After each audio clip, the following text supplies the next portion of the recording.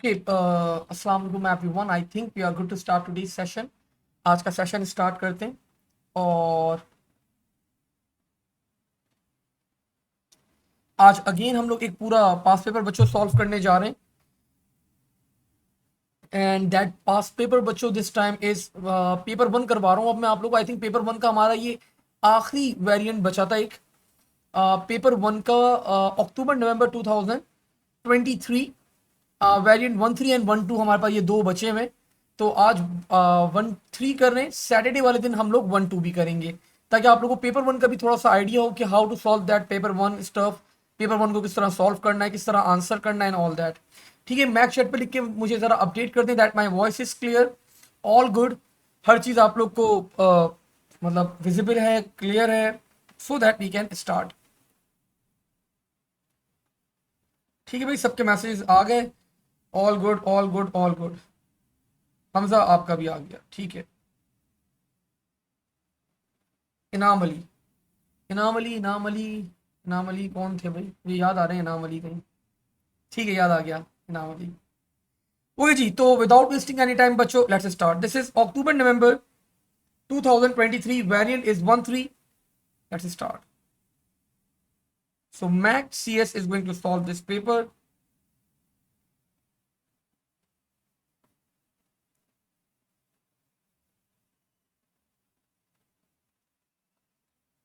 So question number one,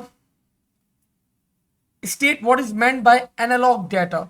बच्चों digital data जो होता है आप लोग के पास that is a discrete data. Discrete data का मतलब होता है discontinuous data, it is not continued data. लेकिन एनालॉग डाटा होता है वो वेव की फॉर्म में होता है, वो कंटिन्यूअस डाटा होता है आपके पास। तो हमने यहां पे बता दिया data values that are continuously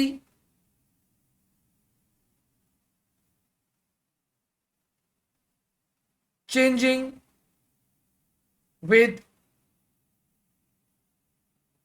respect to time, or you can also write with respect to frequency as well. Match each term number of samples per second. तो बच्चों number of samples per second is sampling rate. Taking measurement at regular intervals and storing the value. तो बच्चों this is called sampling. The process of converting analog data into digital. Number of bits used to store each sample. तो बच्चों that is sampling resolution. So question one तो काफी easy था हमारे पास। Let's move forward. Describe the impact of increasing the image resolution on the quality of a bitmap graphic. तो बच्चों quality आपकी क्या होगी? Of course quality will be increased, image will become more clear and sharper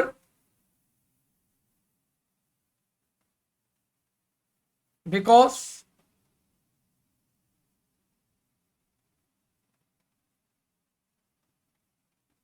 number of pixels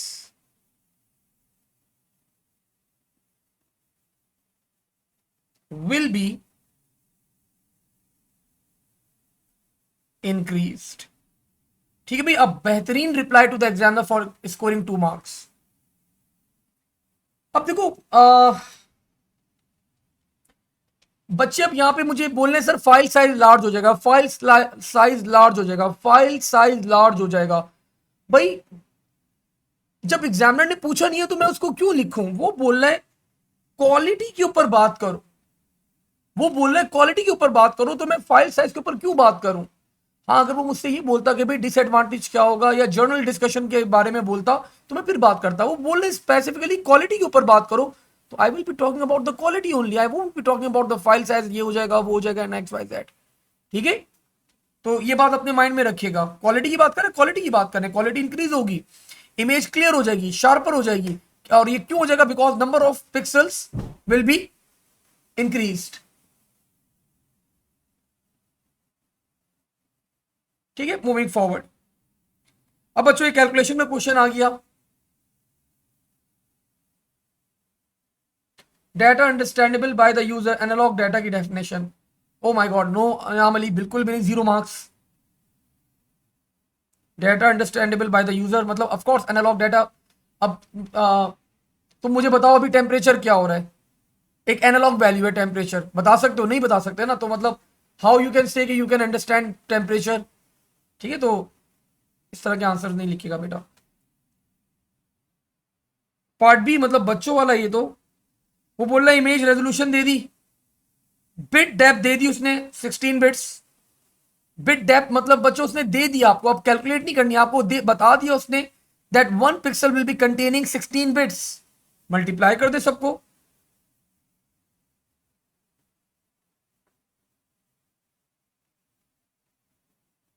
currently my answer बच्चों is in bits. अब वो बोले केबी bite में दो, तो अगर पहले बच्चों मुझे इसको कन्वर्ट करना पड़ेगा बाइट के अंदर, to convert this into byte, divide by 8, तो बाइट में कन्वर्ट हो गया। अब मुझे केबी बाइट में कन्वर्ट करना है, तो डिवाइड बाय 1024। तो जब मैंने इसको 8 से डिवाइड करा, तो मेरा आंसर बच्चों कन्वर्ट हो गया बाइट के अंदर। And when I divided it by 1024, so now it is divided, it is converted into KB byte. ठीक है, अब बच्चों इसको इवैल्यूएट कर लें, simple maths, cut cut cut 2, so this will become 4096 KB bytes। ठीक है भाई, all good, let's move forward. ये तो आसान पेपर है भाई, क्वेश्चन नंबर 2 भी कंप्लीट हो गया हमारा। ठीक है भाई, लेट्स मूव फॉरवर्ड, आगे बढ़ते हैं। जी जी Abdullah, Ayan, Haris, your answers are right भाई। ठीक है, let's move forward. A company sells online computer science courses, like भाई मेरी कंपनी भी है शॉर्ट लाइफ, तो खैर मोस्टली कॉलेज के बच्चों को तो खैर फ्री है, तो ये कंपनी भाई सेल भी करती है ऑनलाइन कंप्यूटर साइंस कोर्सेज, आपको सेल आउट किए जा रहे हैं इन डिफरेंट कंट्रीज। ठीक है, मेरी mainly countries are Saudia, Bangladesh, Indonesia,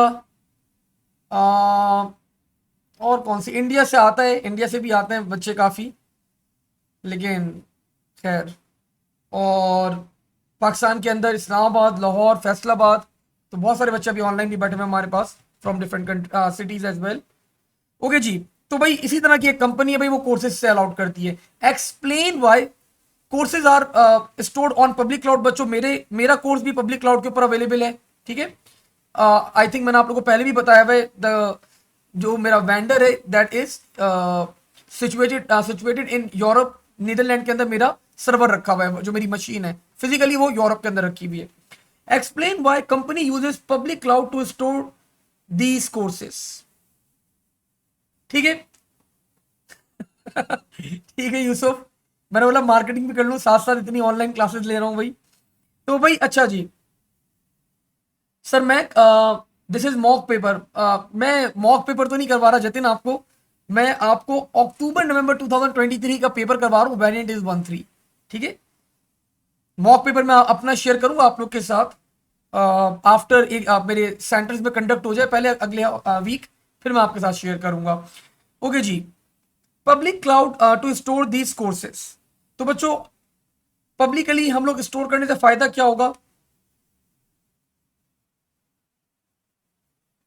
courses are available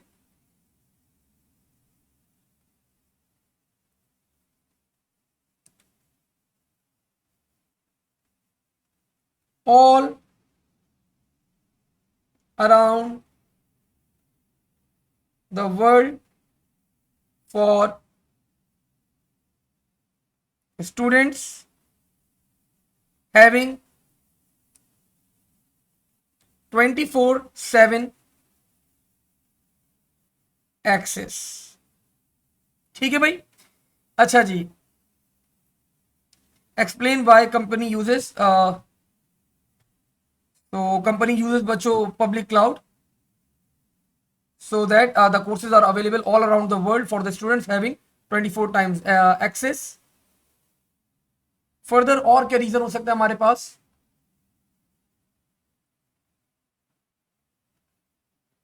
no,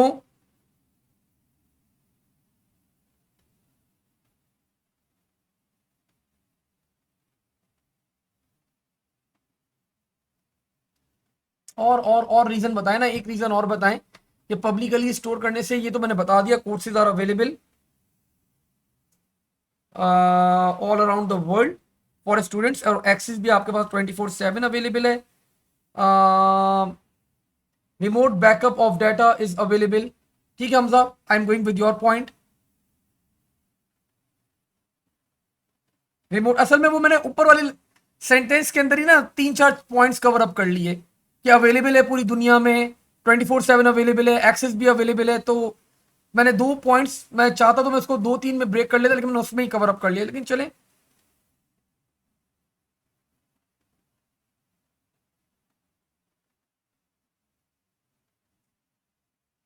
24 hours available मतलब जब आपको एक्सेस करना हो आप एक्सेस कर सकते हो। Remote backup of data is also created. ठीक है भाई, a good answer, a good reply. Describe 2 disadvantages of storing data बच्चों ऑन अ पब्लिक क्लाउड। नहीं यान, कोई कंपलसरी नहीं होता। रिमोट का मतलब आपके पास इंटरनेट, मतलब आपके पास इंटरनेट के थ्रू एक्सेस। डिस्क्राइब 2 डिसएडवांटेजेस बच्चों ऑफ लॉन्ग डिस्टेंस। रिमोट का मतलब सिंपल वर्ड्स के अंदर long distance. 2 disadvantages of storing बच्चों data on public cloud as compared to data storing on the local network. बच्चों, one of the concern of course, आप rely कर रहे हो एक थर्ड पार्टी के ऊपर। ठीक है, तो कल को वो थर्ड पार्टी बंद हो जाए, आपका डाटा जो है वो, योर डाटा इज गॉन। कल को वो थर्ड पार्टी बोले कि हमने बैकअप मेंटेन नहीं करा, तो you can not do anything, you need to pay the third party. आपको पे करना पड़ता है। आई पे, मतलब एक हैंडसम अमाउंट ईयरली में पे करता हूं टू मेंटेन द सर्वर। ठीक है, तो ये एक डिसएडवांटेज है हमारे पास।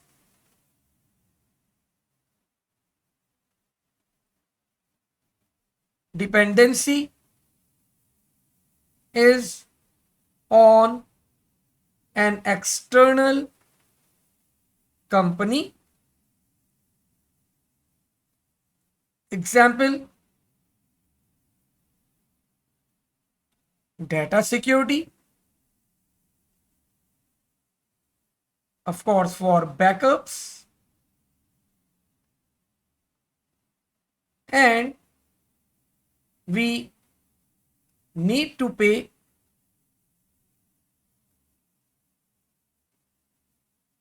a good amount for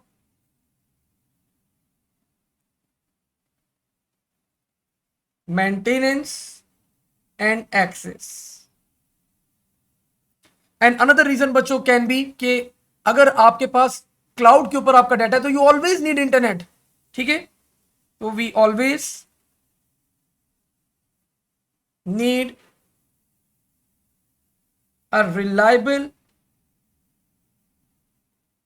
internet connection to access the courses। ठीक है, लैक ऑफ कंट्रोल। ठीक है Haris, your point is also valid. Lack of control भी बच्चों आप लोग बता सकते हैं, like you don't have any control on the data. Data कौन कंट्रोल कर रहा है? थर्ड पार्टी कंट्रोल कर रही है। ठीक है, state what is meant by the security measures बच्चों can be use to protect your computer system. Firewall, तो बच्चों फायरवॉल क्या करता है? मॉनिटर करता है इनकमिंग एंड आउटगोइंग ट्रैफिक को मॉनिटर करता है, और डिफरेंट फिल्टर्स आप लोग अप्लाई कर सकते हैं यूजिंग द फायरवॉल। तो monitors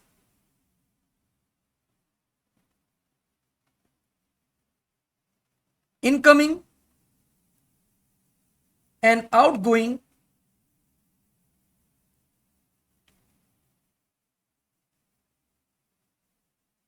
traffic, monitors incoming and outgoing बच्चों traffic between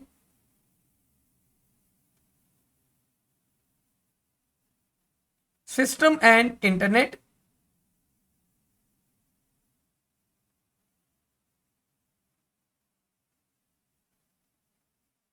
can apply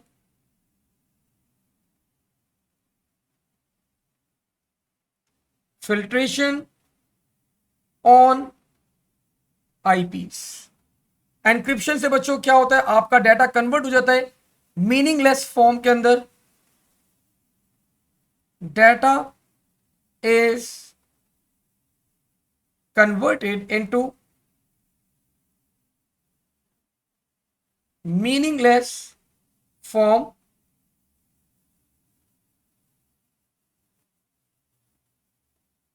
and passwords बच्चों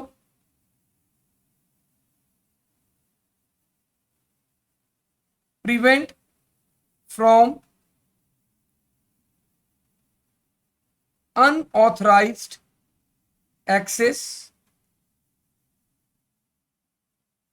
of data। only user with correct password can access data। Okay भाई sir, encryption is not part of A1P1 course. नहीं Haris, encryption है, मतलब भाई journal, बस आपको definition पता होनी चाहिए, दैट्स मोर देन फाइन। इससे ज्यादा नहीं है आपके पास, ठीक है, बस आपको डेफिनेशन पता हो, that's more than fine.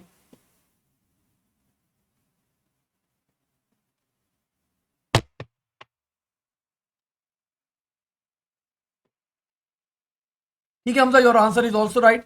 Hamza ने बड़ा अच्छा एनक्रिप्शन को और फर्दर डिटेल में बच्चों क्या करें, डिस्क्राइब करें। चलो बच्चों, इसका पार्ट बी भी है, डेटाबेस आ गया हमारे पास। Now you need to create, आप लोग को यहाँ पे क्या करना है, ईआर डायग्राम बनानी है। मैंने आप लोग को बताया हुआ ईआर डायग्राम बनाना बच्चों वाला खेल है। आप लोग चेक करोगे कहाँ पे आपके पास फॉरेन की अवेलेबल है। तो दिस इज द प्राइमरी की। क्या ये आईडी कहीं और अवेलेबल है? मैंने चेक करा, यस दिस इज अवेलेबल बच्चों। कोर्स स्केजुअल के अंदर अवेलेबल है। तो जहां पे, यहां पे it will be acting as a foreign key. जहां पे फॉरेन की होगी वहां पे क्या होगा, मैंने आपको बताया हुआ सर, वहां पे मैनी होगा। बना दें,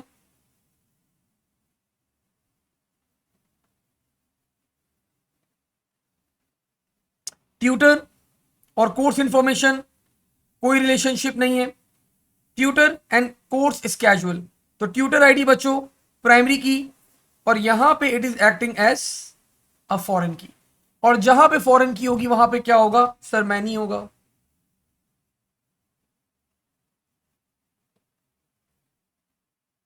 ठीक है भाई, आई एम डन।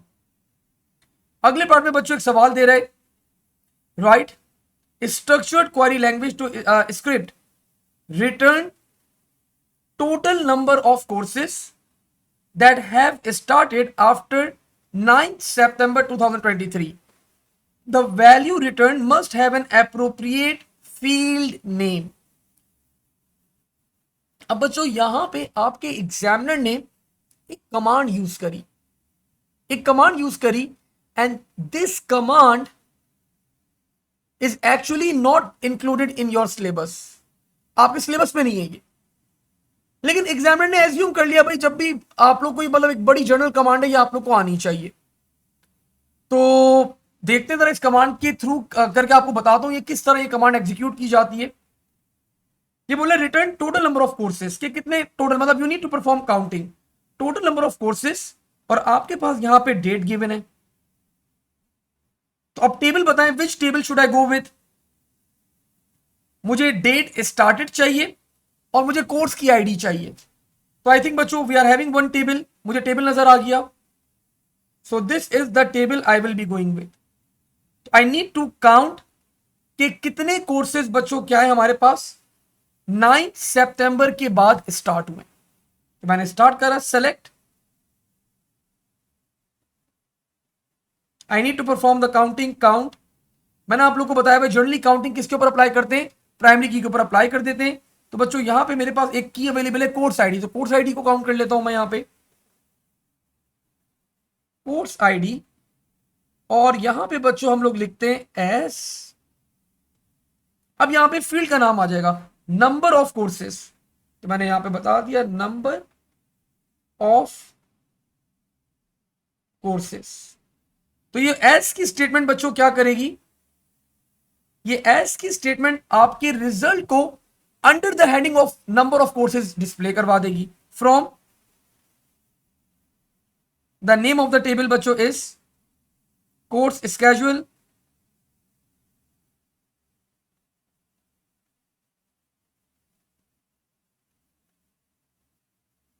नहीं नहीं इनर ज्वाइन कहां से आ गया बेटा, यहां पे no need for the inner join.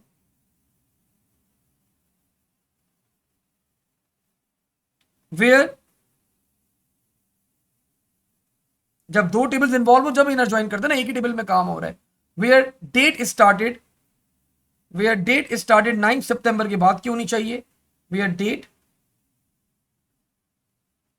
Started should be greater than equals to 09/09/2023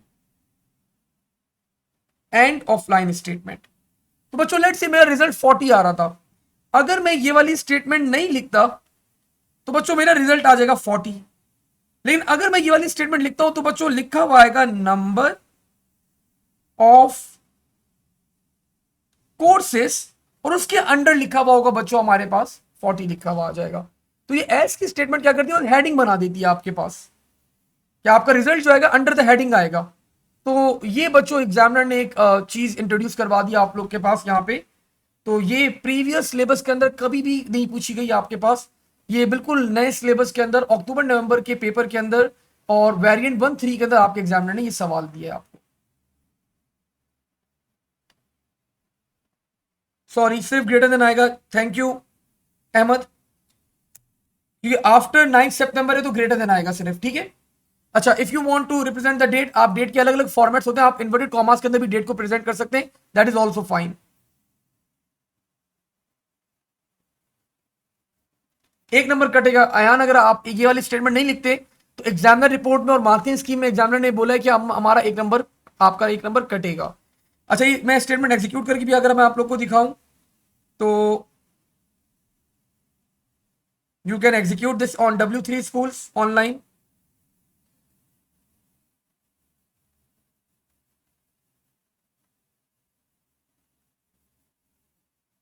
like let's say I am having one of the table, तो मैंने यहां पे बोल दिया भाई काउंट करो प्रोडक्ट आईडी,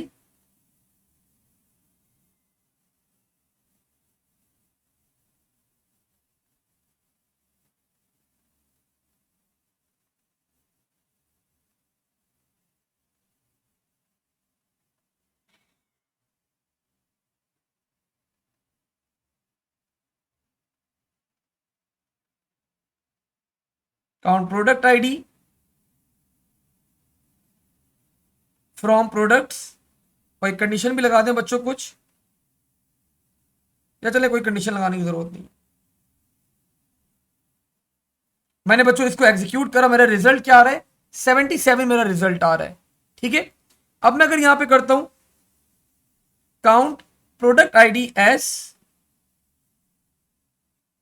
मैक CS, अब मैंने फिर एग्जीक्यूट करा तो बच्चों यू कैन सी मेरे पास टेबल की डेफिनेशन क्या बन गई, मैक CS बन गई, ठीक है। तो ये एस की स्टेटमेंट क्या करती है, बस आपका रिजल्ट जो है under the heading of this आ जाएगा, मतलब जो भी आपका रिजल्ट आ रहा है, जो भी आपका काउंट आ रहा है वो इस हेडिंग के अंदर आ जाएगा। मैक CS नहीं करते, कुछ और कर देते हैं, मैक वाव कर दें तो वो मैक वाव हो जाएगा, जो भी आप लिखेंगे यहां पे अंडर द हेडिंग आपका रिजल्ट ऐसे आ जाएगा, ठीक है। अयान बेटा करता हूं बेटा मैं हाइब्रो, रुको जरा। सर पता कैसे चलेगा कि एस की स्टेटमेंट लगानी है, लिखा हुआ है ना यहां पे देखो, आपके एग्जामिनर ने लिख के दिया है Haris, value return must have an appropriate field name, तो जो वैल्यू रिटर्न की जा रही है उसका बोले एप्रोप्रिएट एक नाम के साथ रिप्रेजेंट करना है आपने, you can see over here, ठीक है। I hope this makes sense to you people now. Let's move forward. We need to apply बच्चों data verification check on the tutor ID that is being entered. तो आपको पता है data verification दो तरह के होते हैं बच्चों। एक तो डबल एंट्री होता है और एक आपके पास होता है विजुअल चेक। तो बता देते हैं।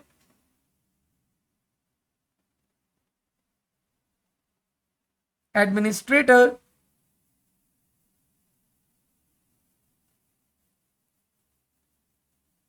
Can apply a visual check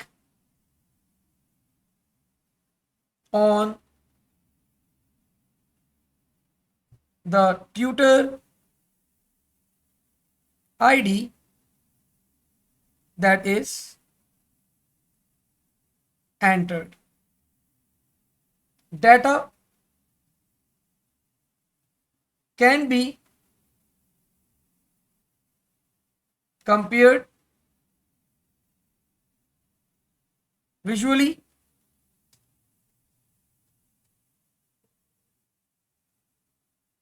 data can be compared visually बच्चों from the original source।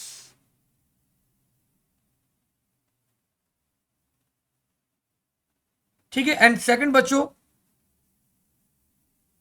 Double entry method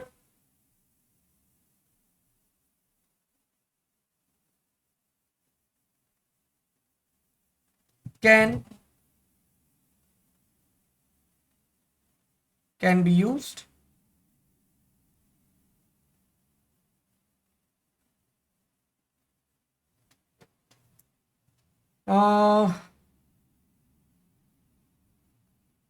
data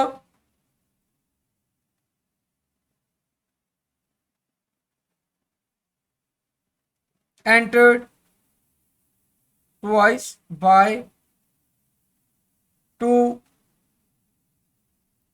different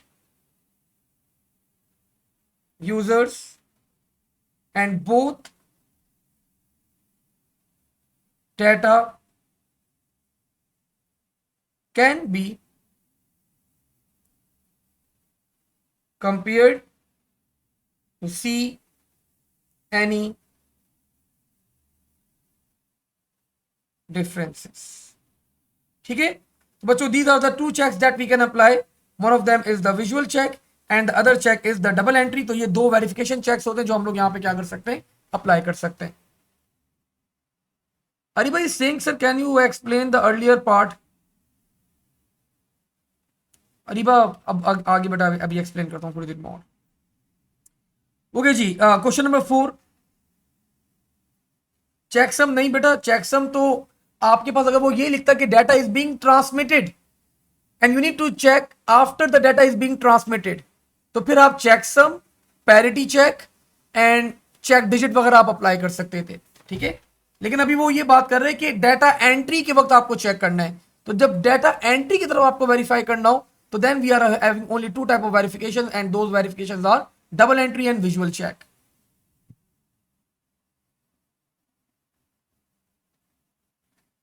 okay जी, मूविंग फॉरवर्ड लॉजिक गेट। ये तो खैर बच्चों वाला सवाल है आप लोग के लिए। अब तो कर लेते हैं, जरा नंबरिंग कर देते हैं। वही आप लोग को पता है, सबसे पहले मैं नॉट निकाल लेता हूं, not not not.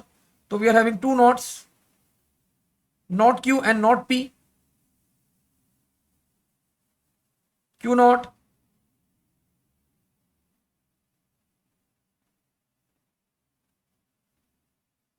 P not,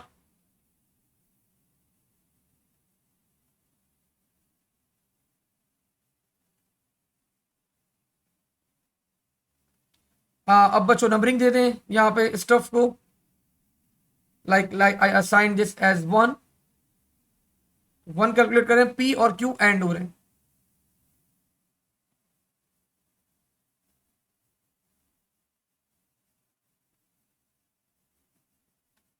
I assign this बच्चों एज, इसको 2 असाइन कर दें। क्यू नॉट और आर जो है वो और हो रहे हैं, तो क्यू नॉट ये रहा आर ये रहा, ये और हो रहे हैं।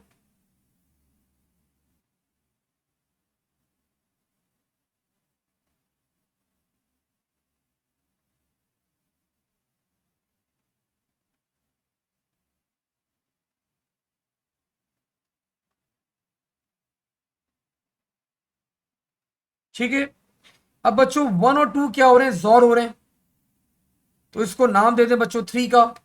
1 और 2 क्या हो रहे हैं, जॉर हो रहे हैं।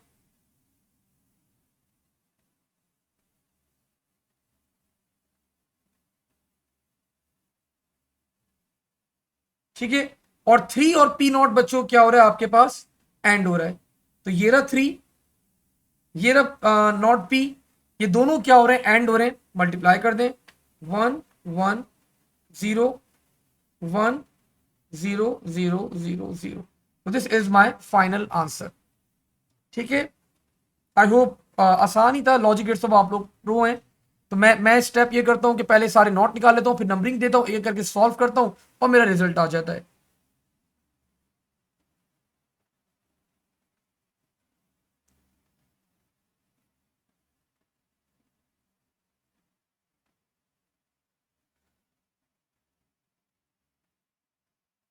शयान क्यों जीरो होगा, फोर्थ वाला डिफरेंट वैल्यूज है। 1 होगा, 1 होगा, 1 होगा, 1 होगा, 1 होगा, 1 होगा।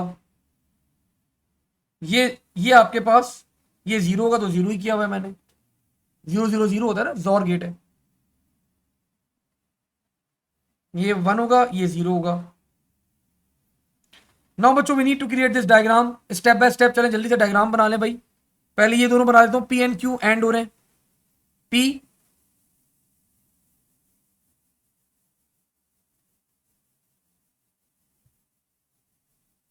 एंड कर दिया। देन बच्चों नॉट क्यू और आर क्या हो रहा है आपके पास, और हो रहे हैं। तो नॉट क्यू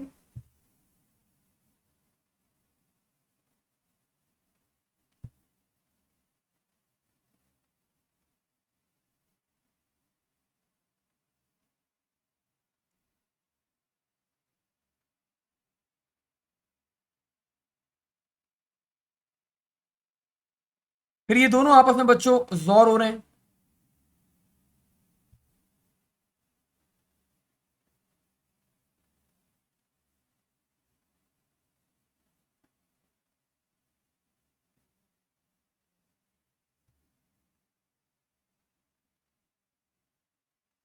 ठीक है, और पूरा रिजल्ट जो है बच्चों वो पी नॉट के साथ क्या हो रहा है, एंड हो रहा है।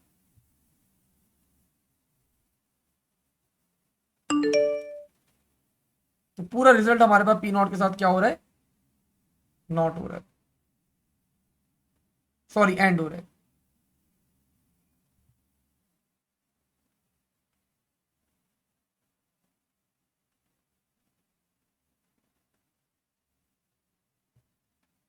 And this is equals to Y. ठीक है, डन, 2 मार्क्स। बहुत कम नंबर अवॉर्ड करें एग्जामिनर ने दोनों पार्ट्स के लिए। अच्छा हैवी क्वेश्चन था, he should be awarding like at least 8 number तो अवॉर्ड करने चाहिए थे इस सवाल के ऊपर। ठीक है, बहुत कम मार्क्स अवॉर्ड करें। क्वेश्चन नंबर 4 कंप्लीट होता है। मूविंग फॉरवर्ड बच्चों टुवर्ड्स क्वेश्चन नंबर 5, लेट्स सी।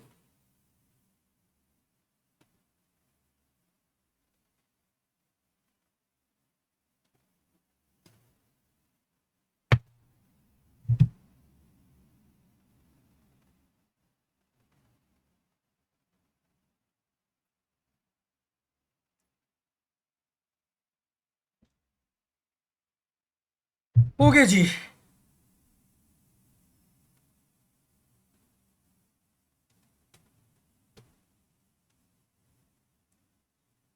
अदीप अब्दुल्ला अलग से वीडियो बना के बेटा गाइड करूंगा। ओके जी, कॉन्टेक्स्ट सेंसिटिव प्रॉम्प्ट्स क्या होते हैं। कॉन्टेक्स्ट सेंसिटिव प्रॉम्प्ट बच्चों आप जब कोडिंग करते हैं तो आपको सजेस्ट करता है ये लिख लो वो लिख लो, तो दैट इज कॉल्ड बच्चों कॉन्टेक्स्ट सेंसिटिव प्रॉम्प्ट्स कहलाते हैं वो आपके पास। तो डिफाइन कर दें यहां पे, when we write code in an IDE, जब आप एक इंटीग्रेटेड डेवलपमेंट एनवायरनमेंट के अंदर कोई कोड लिखते हैं, as code is written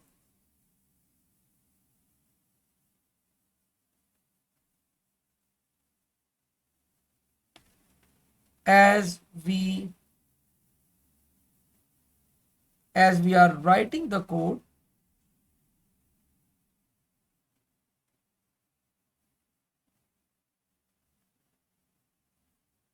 options to complete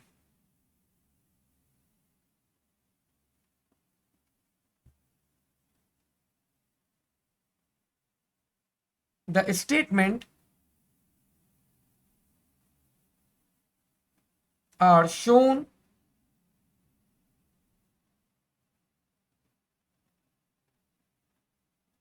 known as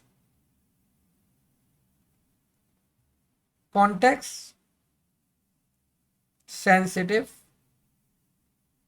prompts. ठीक है। सिंगल स्टेपिंग बच्चों, एक एक लाइन बाय लाइन कोड को एग्जीक्यूट करने को हम लोग क्या कहते हैं? सिंगल स्टेपिंग कहते हैं। इन debugging we can execute the instructions line by line and can observe the changes in values in variable window watch। ठीक है भाई। सो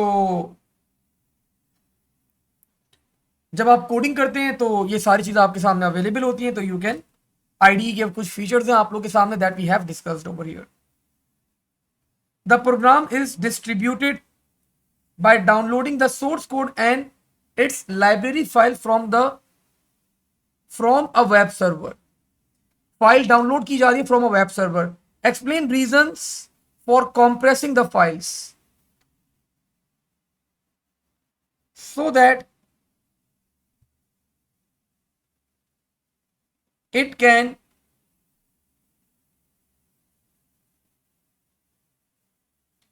can be easily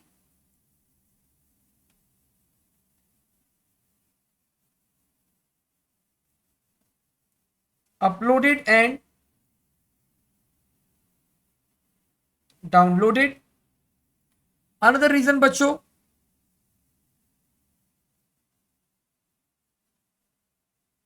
reduce amount of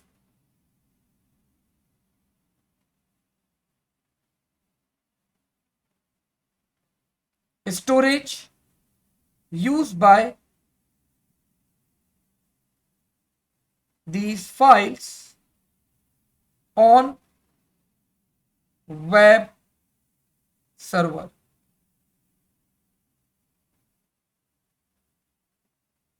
तो वेब सर्वर में बच्चों क्या करेंगे? ये जो स्टोरेज का अमाउंट है ऑफ कोर्स वो क्या हो जाएगा? रिड्यूस हो जाएगा।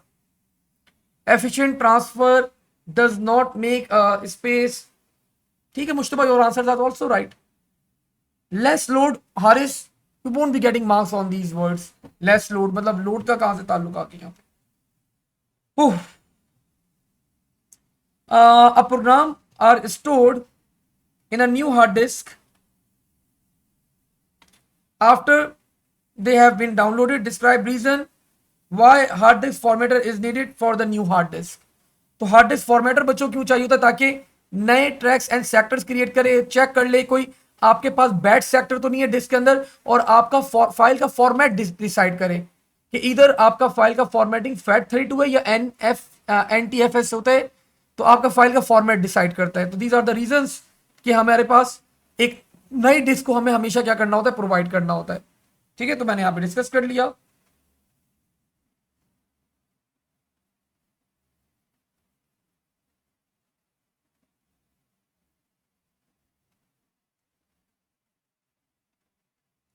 This formatter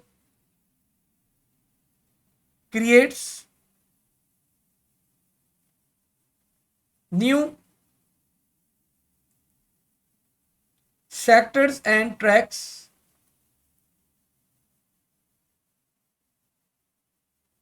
on disk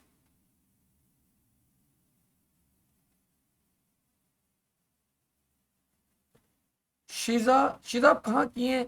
Y you are asking about the workshop? मैं मोस्ट लाइकली ए लेवल्स की वजह से वर्कशॉप नहीं लेता, बस क्वायरी सेशंस होंगे, पास पेपर्स होंगे, इस तरह के सेशंस होते हैं। कोई किसी बच्चे ने आइडेंटिफाई कर लिया कोई बहुत मुश्किल क्वेश्चन उससे नहीं सॉल्व हो रहा, तो आई will be solving those type of questions. A levels की नहीं लेता, हाँ ओ लेवल्स की लेता हूँ बेटा मैं। ओके जी, next check for any bad sectors in the disk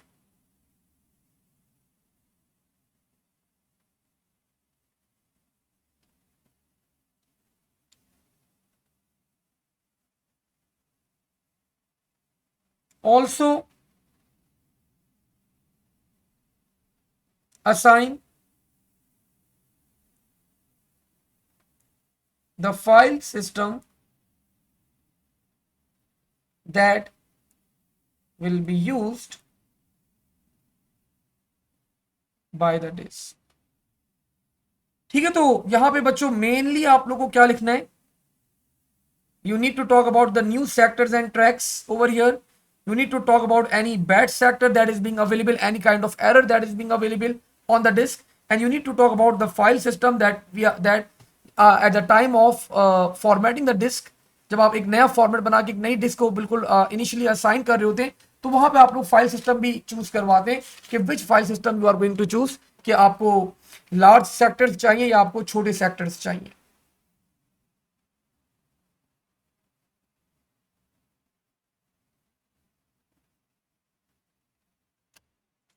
okay जी, moving forward, question number 6। Haris वही पार्टीशंस, मतलब partitions, tracks and sectors are partitions.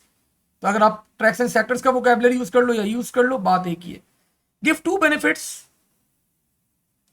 To a programmer for distributing software as a shareware licence.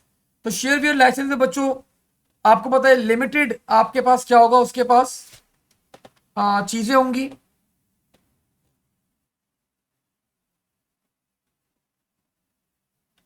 So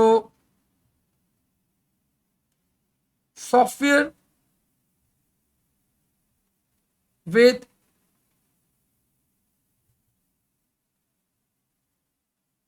limited features is provided, and if user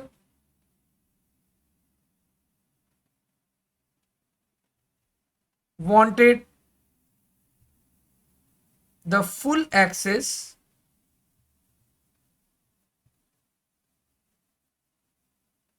then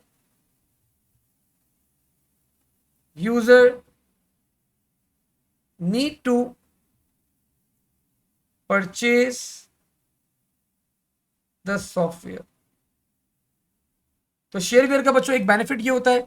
another benefit बच्चों कि आपकी property जो है, आपका code जो है वो लीगली आपका है। No one can reshare the modified version. ठीक है, so no illegal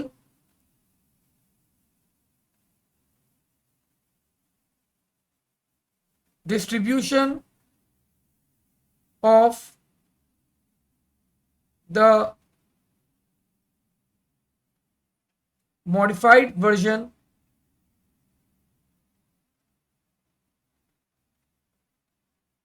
of code।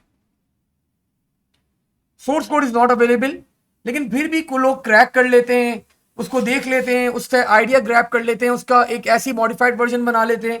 तो भाई फिर अगर आपके पास शेयरवेयर का लाइसेंस है तो कोई इस तरह आराम से डिस्ट्रीब्यूट नहीं कर सकता मॉडिफाइड वर्जन, ठीक है। Source code is not available, limited time भी होता है। Ali Ahmad, yes you can talk about that as well. Explain why it is important for a programmer to join professional ethical body. भाई professional ethical body मतलब अब ये इसका answer general answer है बच्चों। मैंने आप लोगों को 8 पॉइंट्स बताए थे कि जो एथिक्स के लिए रिक्वायर्ड होते हैं, तो यहाँ पे अब जनरल आंसर है भाई। एथिकल बॉडी ज्वाइन करेगा, कम्युनिटी लोगों से इंटरेक्शन होगा, स्टैंडर्ड्स का पता चलेगा, ट्रेनिंग्स हो रही होंगी उसका पता चलेगा, लोगों से किस तरह मिलना है, किस तरह बात करनी है, ये सब चीजें उसको क्या होंगी, पता चलेंगी। तो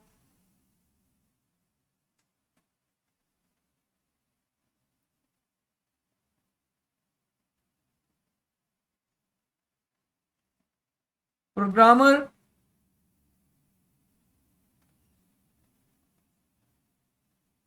will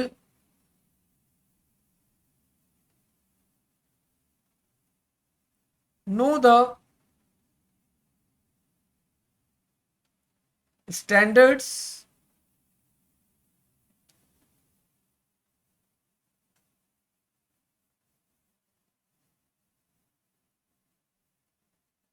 community help and support की बच्चों आप लोग यहां पे बात लिख सकते हैं। कोई लीगल एडवाइस चाहिए बच्चों, तो that community can give you a legal advice as well. Different trainings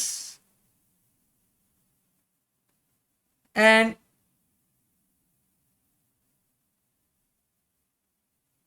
networking बच्चों आप लोग की क्या हो सकती है, बेहतर हो सकती है। आप ये वाला पॉइंट भी ऐड ऑन कर सकते हो।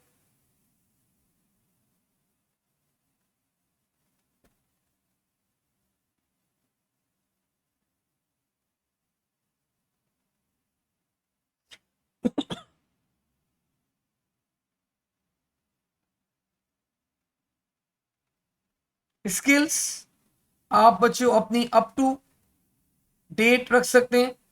कोई भी ट्रेनिंग आ रही है, कोई भी स्किल आ रही है, ठीक है, तो आप उसको अपडेट कर सकते हैं। So these are the few reasons बच्चों, आप लिख सकते हैं, इसको अपनी वर्डिंग के अंदर एक्सप्लेन कर दें।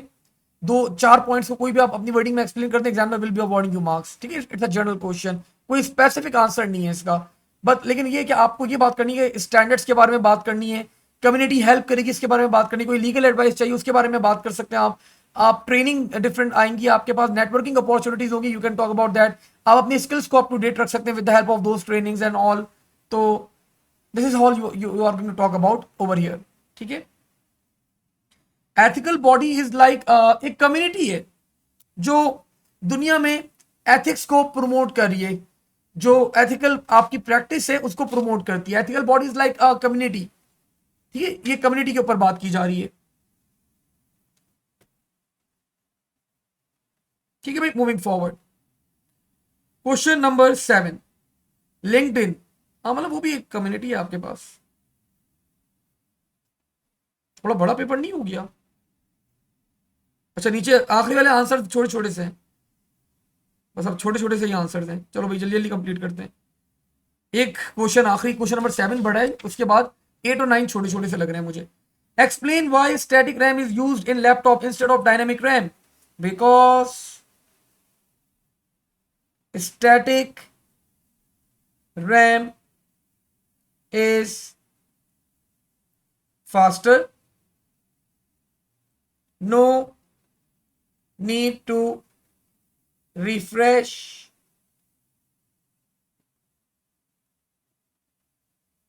static RAM. और एक और रीजन बच्चों बता दें, स्टैटिक रैम क्यों यूज की जाती है। No sorry, consumes less power, data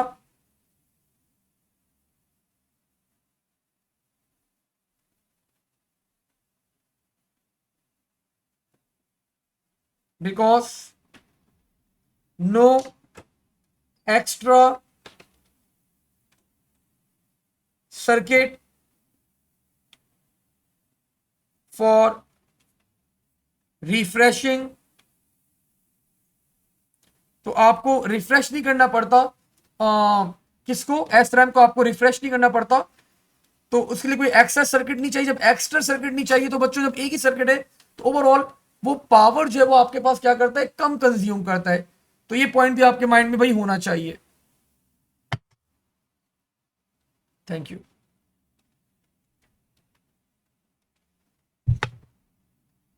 okay जी, मूविंग फॉरवर्ड। सर तो डी रैम तो है, D RAM low power consume करती है, मैं भूल गया भाई, याद नहीं आ रहा, देख ले एक नजर। वो इतना पुरानी बातें आप लोग को बिल्कुल माइंड में फ्रेशली होना चाहिए भाई। मैं भूल सकता हूँ, मुझे मुझे छूट है भाई, आप लोग के लिए छूट नहीं है।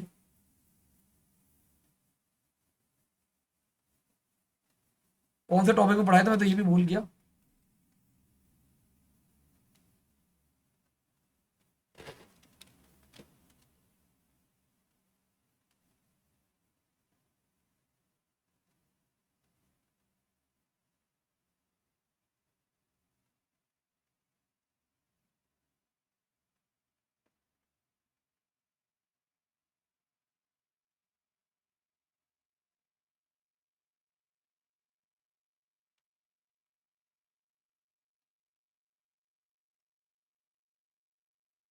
कंज्यूम्स मोर पावर, सही तो लिखा है मैंने। डी रैम ज्यादा पावर कंज्यूम करती है भाई आपके पास, ठीक है।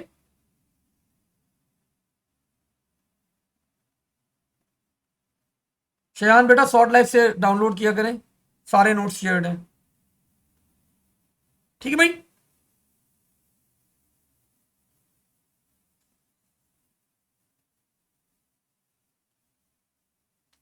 ओके जी, give two reasons why electrically erasable programmable ROM is use बच्चों इन अ वर्चुअल हेडसेट। ये तो मुझे भी नहीं पता था, वर्चुअल हेडसेट में ई पी आर रोम यूज की जाती है।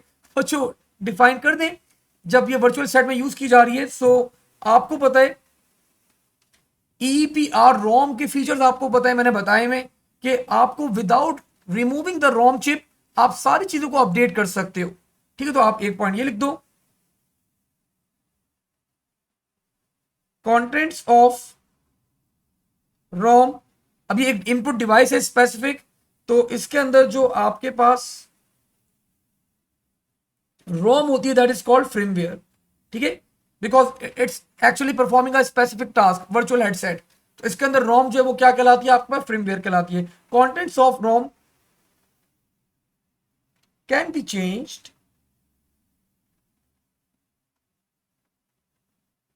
easily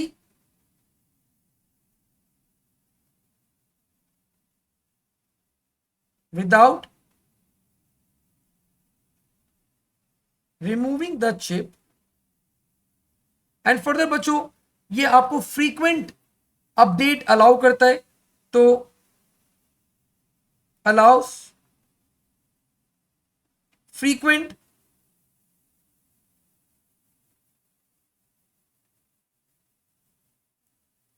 updates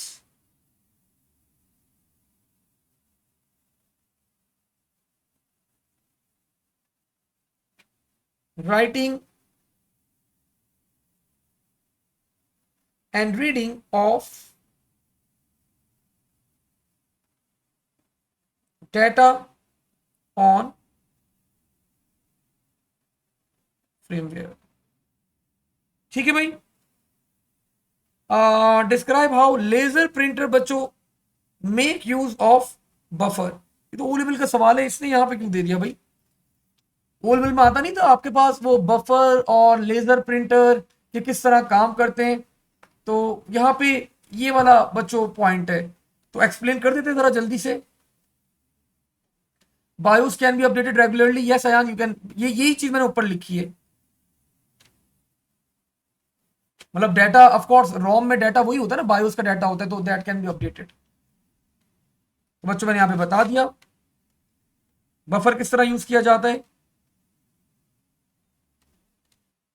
CPU send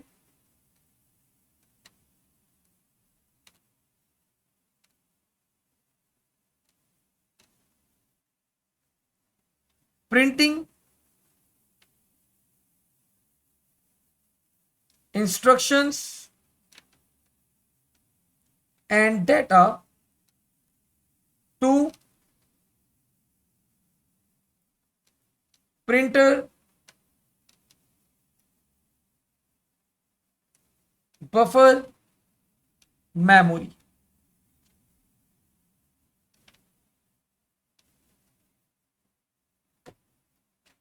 Printer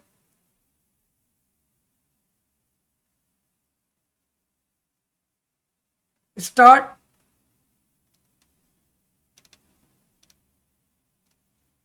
printing stuff using buffer memory.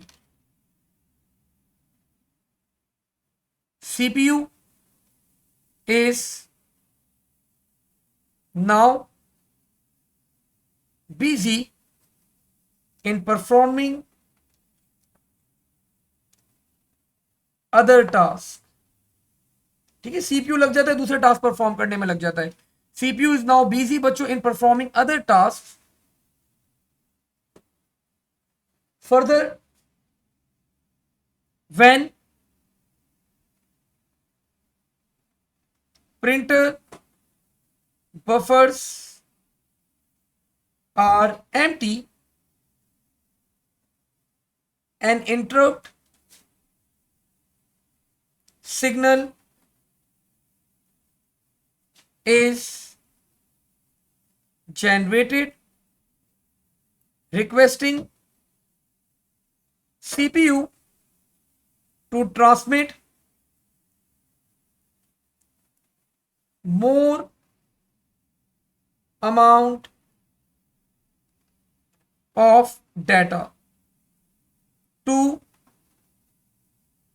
printer buffer memory. Process is repeated until the whole document is printed. ठीक है, मैंने इतना मुझे मेमोराइज इसलिए बच्चों को ओ लेवल्स में लिखवाता रहता हूँ ये चीजें, तो ओ लेवल्स में भी ये सवाल आता है. ओ लेवल्स का सवाल था बफर और इंटरप्ट्स को यूज करना. I hope you people remember, O levels में भी आप लोग को ये क्वेश्चन आते थे. Can you repeat this part? Hamza is asking. Hamza देखो, सीपीयू ने डाटा भेजा, प्रिंटर के बफर में आ गया. अब प्रिंट आउट हो रहा है, सीपीयू अपने काम कर रहा है, ब्राउजिंग कर रहा है, आप और कोई काम कर रहे हैं. सीपीयू की processing is so high.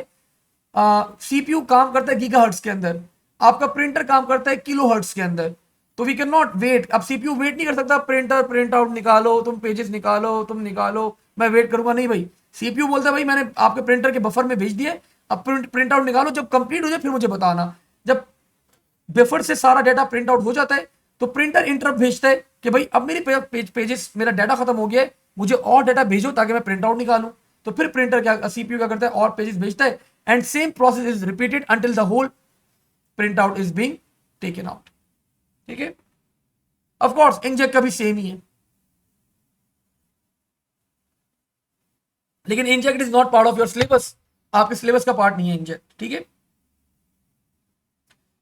Identify one port that could be used to connect virtual headset to a laptop. आप लोग के माइंड में भी वही आ रहा है जो मेरे माइंड में आ रहा है, यूएसबी. रीजन बच्चों, अच्छा HDMI, शयान ने फॉरन चेंज कर लिया. You can write HDMI as well भाई. HDMI पोर्ट भी आप लिख सकते हो, HDMI. यूएसबी के बारे में बच्चों लिख पा रहा हूं मैं. Industry standard fast transmission of data can be carried out. USB से साउंड नहीं जाएगा, बिल्कुल ऐसे ही है. नहीं, यूएसबी से साउंड जा सकता है, क्यों नहीं जा सकता? अभी करेंटली मैं यूएसबी से ही साउंड आप लोगों को ट्रांसमिट कर रहा हूं भाई, यूएसबी से साउंड ट्रांसमिट हो जाता है बेटा।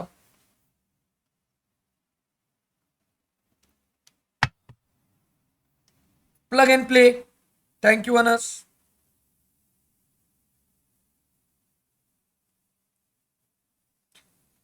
ठीक है भाई, मूविंग फॉरवर्ड।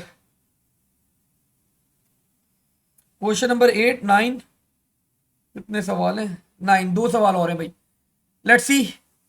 बहुत थी, आजकल मैं देख रहा हूँ, ऑब्जर्व कर रहा हूँ 2023 में ना एग्जामिनर ने बहुत थ्योरी दी आप लोग को। अब वो थ्योरी बहुत दे रहा है, and you need to be, मतलब ये थ्योरी की वर्डिंग आपकी बड़ी बेहतर होनी चाहिए। Data verification is one method of protecting data integrity of the data. Describe one another method for protecting the integrity of the data. तो एक होता है डेटा वेरिफिकेशन, दूसरा होता है data validation. Data validation,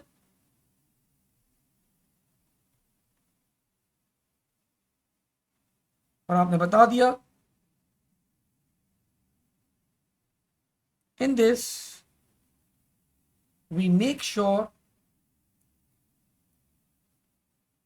data entered is valid and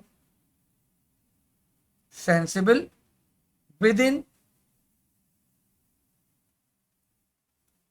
defined ranges. Describe one difference and similarities between fishing and farming. तो difference बच्चों,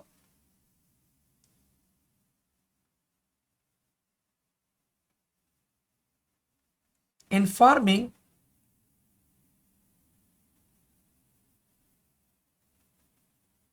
a code is installed that automatically redirects to a fake website, while in phishing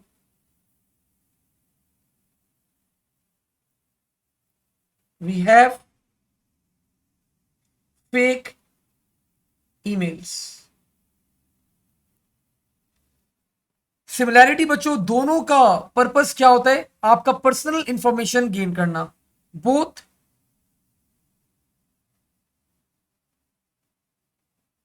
methods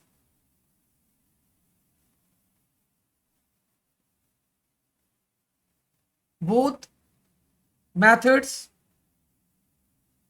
try to gain personal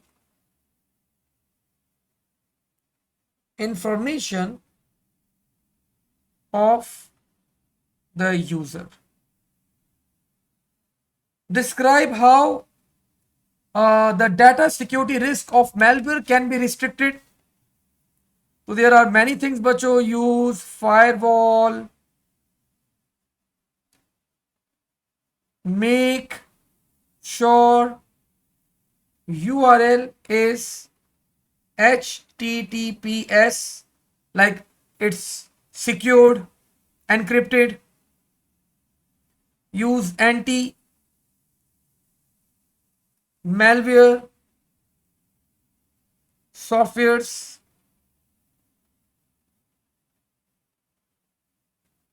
and इनको up to date रखें। Backup data periodically. तो these are the few reasons बच्चों that you can apply, ताकि आपका data जो है secure रहे। ठीक है, यूज स्ट्रॉन्ग पासवर्ड, और भी बहुत सारे that we can write over here. ठीक है Bilal, let's move forward. Register and buses बच्चों are the components of von Neumann architecture. Identify three other components in the von Neumann model. Do not include registers and buses. अच्छा जी, नहीं include करते.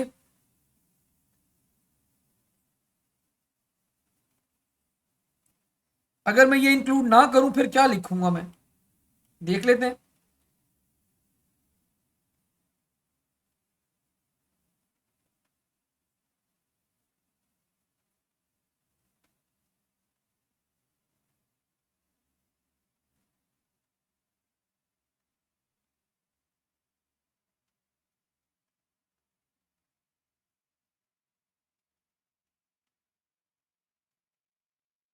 तो this is बच्चों your von Neumann model.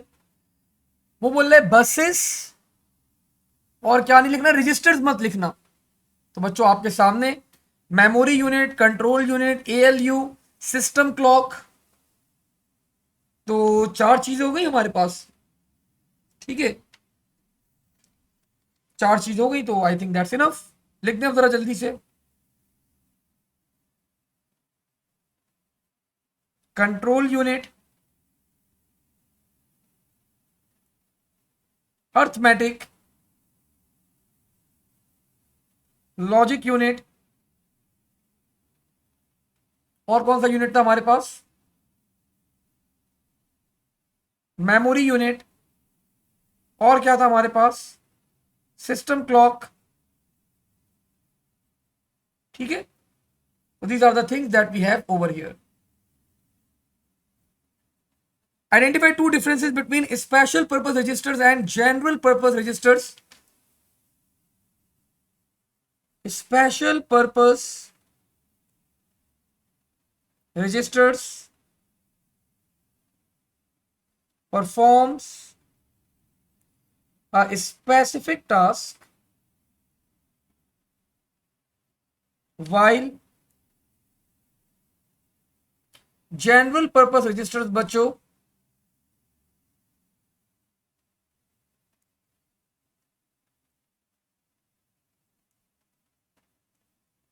can be used in many tasks. General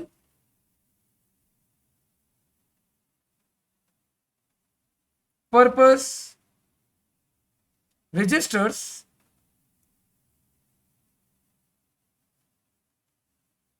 are used by many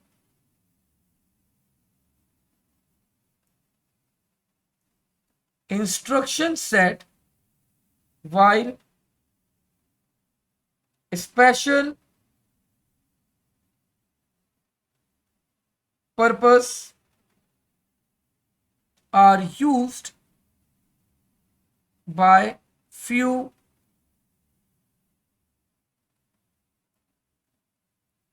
instructions. ठीक है भाई, let's move forward.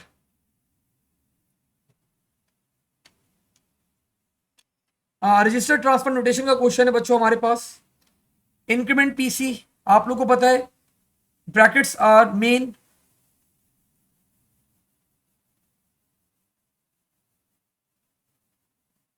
+1. बच्चों आपसे बोल रहा है कि यहां पे क्या हो रहा है, तो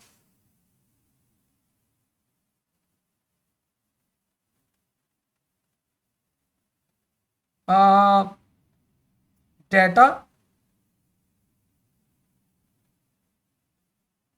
at an address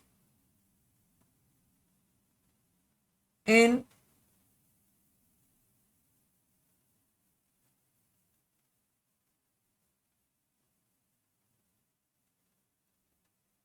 pointed by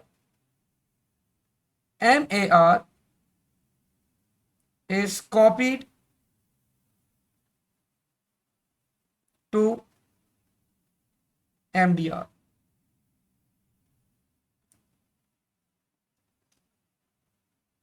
नहीं साथ, contents of MAR are not transferred to MDR. यहाँ पे MAR के अंदर एक एड्रेस होता है, उस एड्रेस का जो डाटा होता है वो कॉपी किया जाता है MDR के अंदर. Data at an address pointed by MAR is copied to MDR. Data copy किया जाता है, not the address. Double brackets का ये मतलब है. यहां पे ये काम हो रहा है जो तुमने लिखा था, contents of PC are copied to MAR. contents of MDR are copied to CIR, तो CIR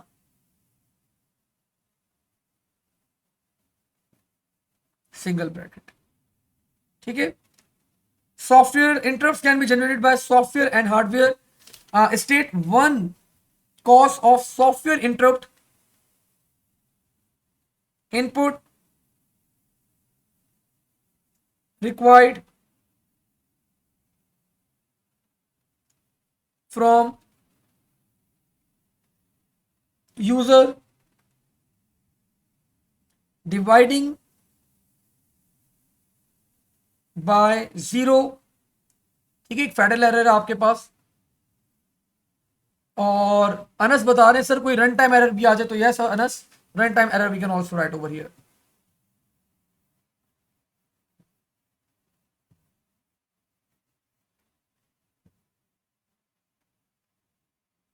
सिस्टम क्रैश नहीं, सिस्टम क्रैश इज नॉट.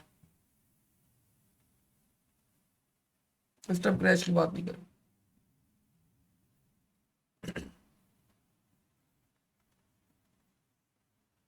नहीं नहीं होंगी बेटा, सैटरडे को है, आपको इन्फॉर्म किया जाएगा. ठीक है साथ. ओके जी. Next week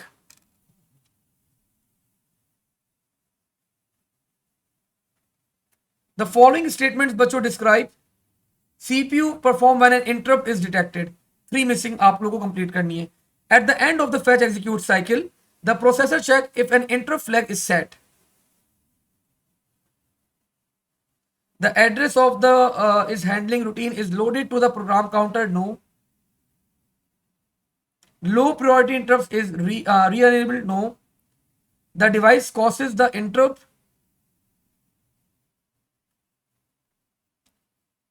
Interrupt transfer data to the CPU. No. Processor identifies the source of the interrupt and check the priority. Yes. बच्चों जब इंटरप्ट का फ्लैग ऑन होता है फिर हम लोग क्या करते हैं, चेक करते हैं कि प्रियोरिटी क्या है आपके पास इंटरप्ट की. Part A. If the interrupt priority is high the processor save the content of the current register. अब इंटरप्ट को लोड करके एग्जीक्यूट किया जाएगा. तो उसके बाद बच्चों ए होना चाहिए. The address of the interrupt service routine is loaded in PC और उस पर उसको फिर एग्जीक्यूट किया जाएगा. A. When servicing the interrupt is completed the processor restores the registers.